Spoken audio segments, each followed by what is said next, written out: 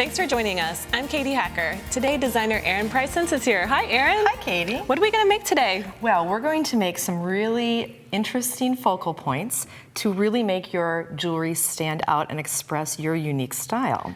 So everybody has the same access to beads and findings, and you can really make it your own if you make a custom pendant. That's right. I was thinking about all the beads that I was seeing in the stores, and I wanted to do something that would really set my own style and make it my own.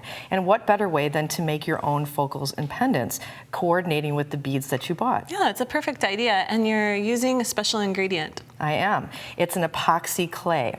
So an epoxy clay is a two-part clay that you mix together. It feels just like a polymer clay, but it works a little bit differently.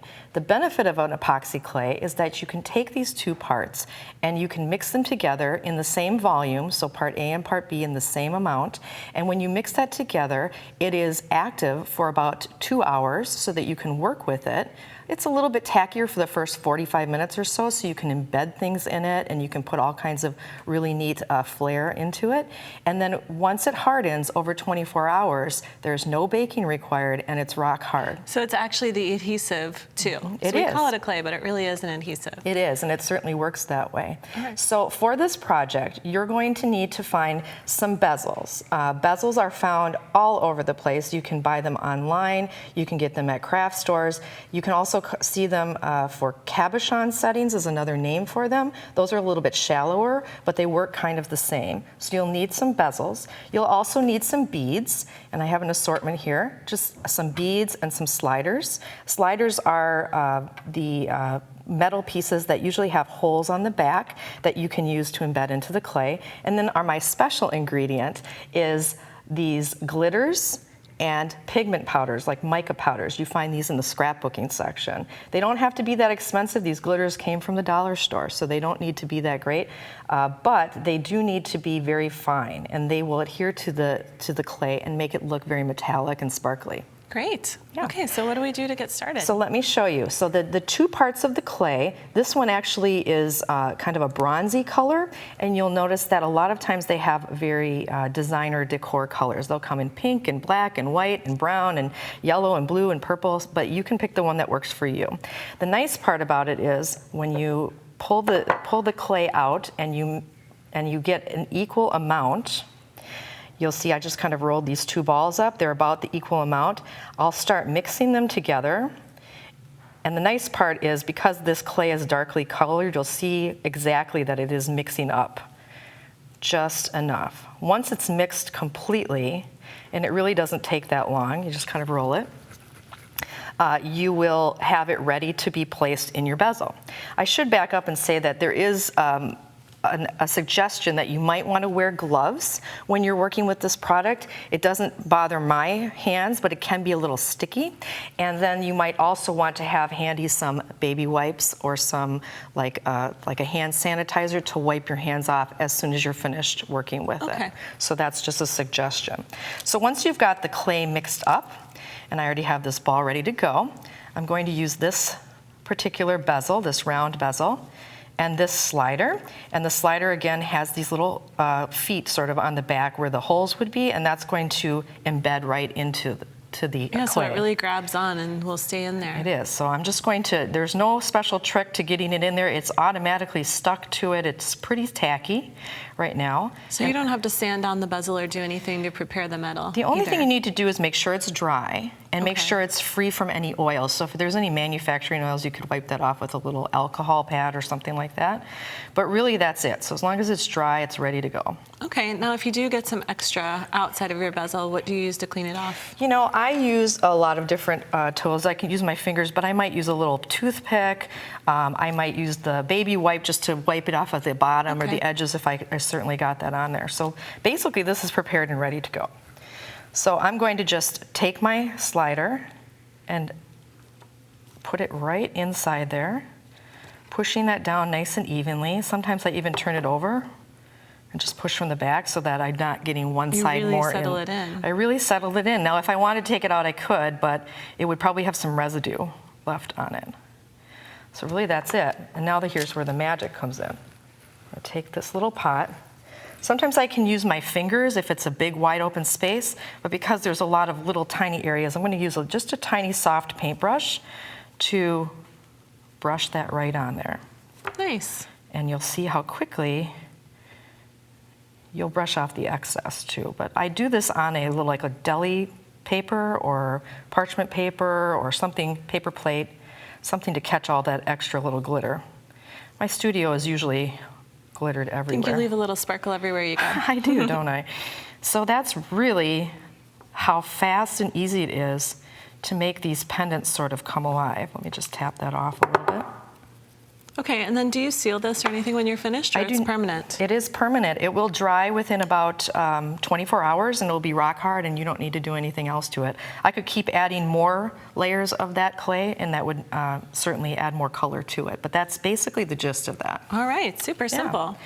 So I'm going to show you a couple different other variations over here. So this one right here, I'm using a rectangular bezel tray, and I have these really cool diamond beads.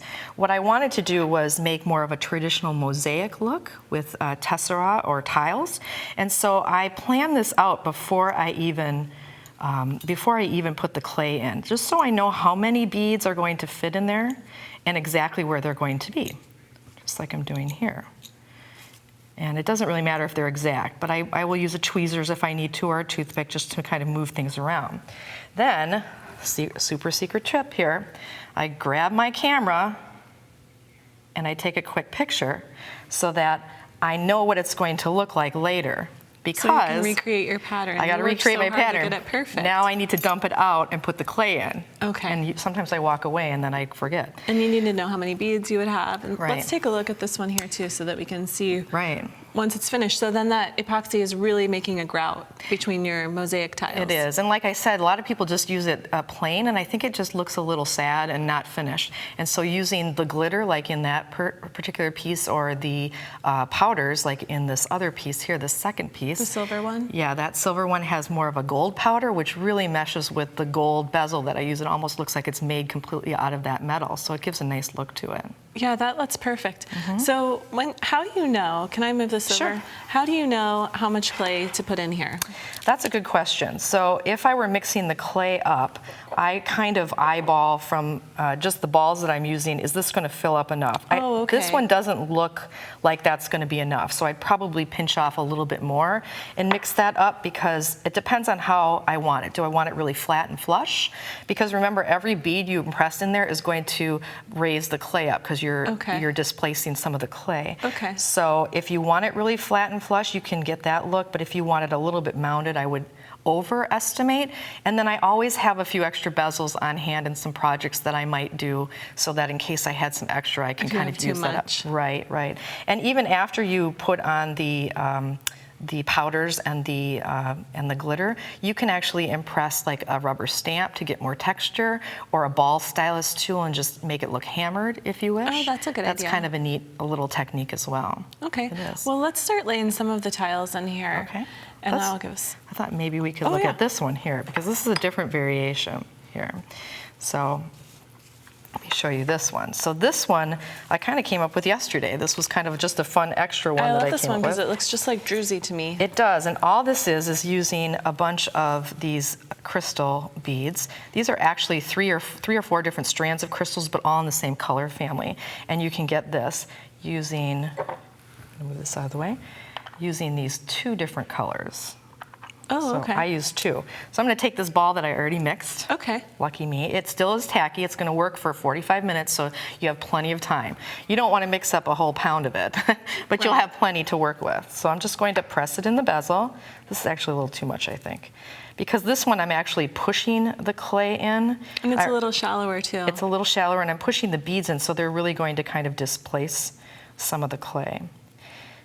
Pinch just a little bit more off. There's a pair of earrings on the far side that I did the similar kind of technique, but with pearls and the glitter instead of using the crystals and the powder.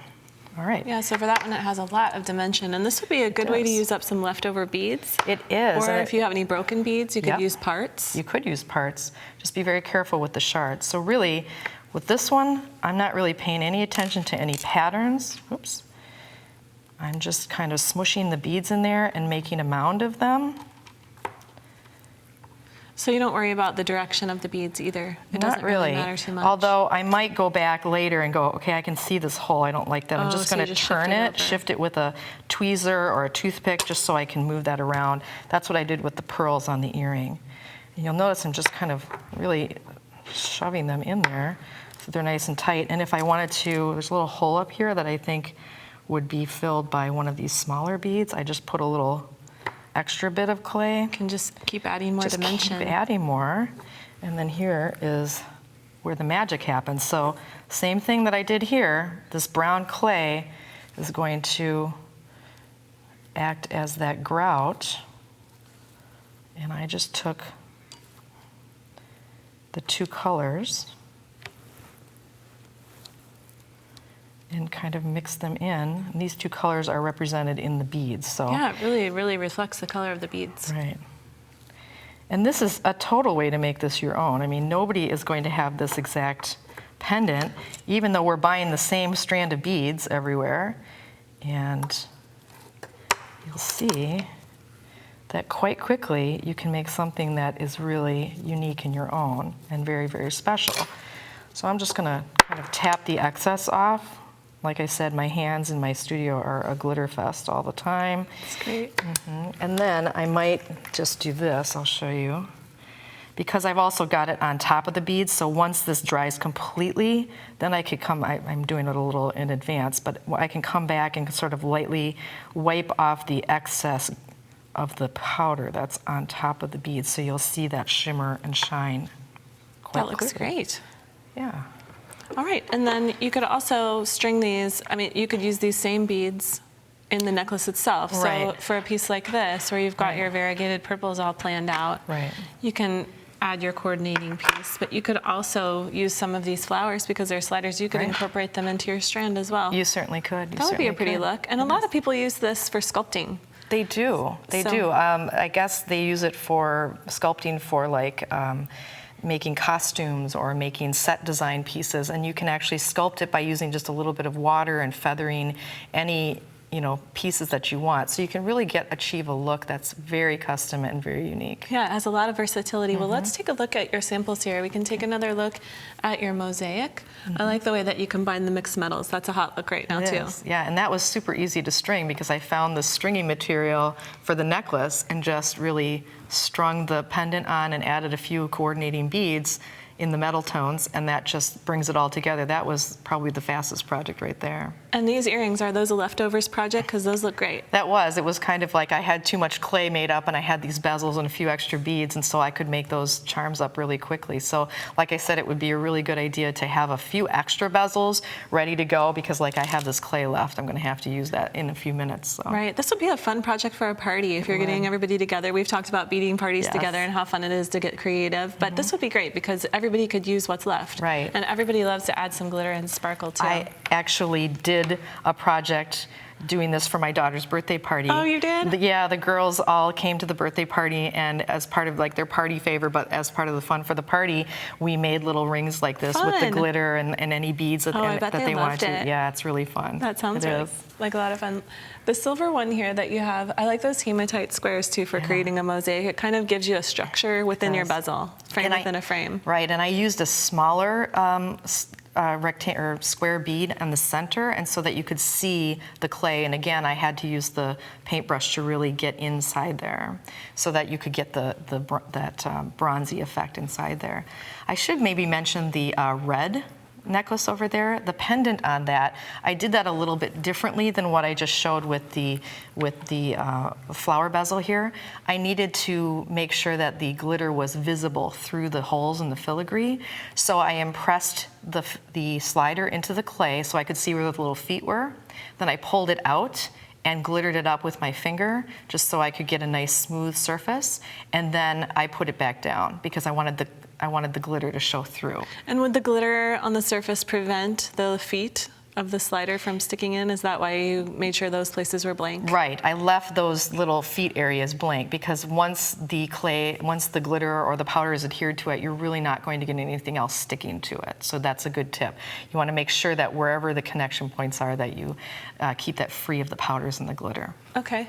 And what about the piece with the pearls in the front? It looks like you have created more of a pattern in the bezel there. I did. So I used a slider. That's another slider on the inside. And I could have used that slider on the necklace as well, or in a bracelet or something coordinating. And I thought that the tiny little pearls, I made them more like a mosaic on the outside, and that one has more of the glitter look. So that brings that kind of romantic flavor to the piece. Yeah, and you know, that's something that we didn't mention when we were looking at all these designs. You're really representing a lot of different design styles here. I do. You have romantic, you have more modern feel, you've got an artisan feel.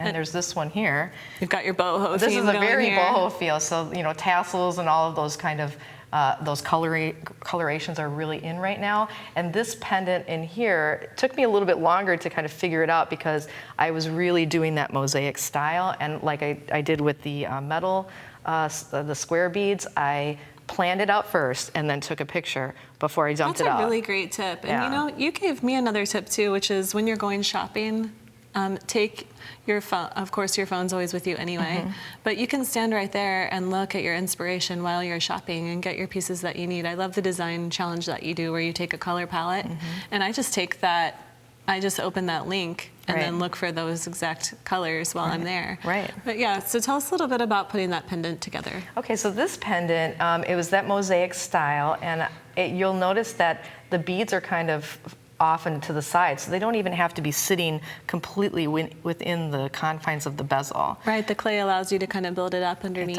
It does. And so I had an option of, do I want to use the glitter or do I want to use the more softer powders? And I really like the soft effect of the powders, especially with this kind of boho style. And these beads are sort of matte looking to begin with, so I really didn't want to have glitter. Those little leaves, those are sweet. Those little leaves. And so you can really, you know, coordinate the colors and the patterns and the style with the different embellishments that you add. Well, and that's something you can see on the green and purple pieces here with the flower filigree too, is the difference between how the mica powder gives it a little bit of shimmer. Yes. And then on the purple one, you've got glitter to the max there. That is glitter to the max. That's going to get you noticed for sure. Right, and I like the earrings that you made too. Yeah, that bezel is a special bezel, and so I wanted it to look sort of like channel set, like when you channel set diamonds, sort of. Right. And so I just threaded a head pin through the bottom after I put the clay in, then strung the beads on and sort of pressed them in and made the clay come up around the edges of the beads, so it really looks like they're held in a channel, and just made the loop. Those were the easiest ever. Those do look easy, and these look a little bit different. They do. What about Okay. these? So this one here is kind of like this other earring, very similar in style. But what I did is after I put the powder on, then I used a ball stylus tool to just make those little indents to make it look like hammered metal. It really does. It really does. And It has a lot of texture. and then this pendant is similar to the boho style. It's actually from the same card, actually. It had a bunch of different colors. And I used a ball chain. So that gives those little balls around the outside edge. It's just a chain. Easy. So you could embed cup chain or any other type of little embellishment. Yeah, it doesn't have to be just beads. Yeah. All right, well, thank you so much, Erin. These are some great inspirations, and we can really make it our own style, too. I love this. Thanks.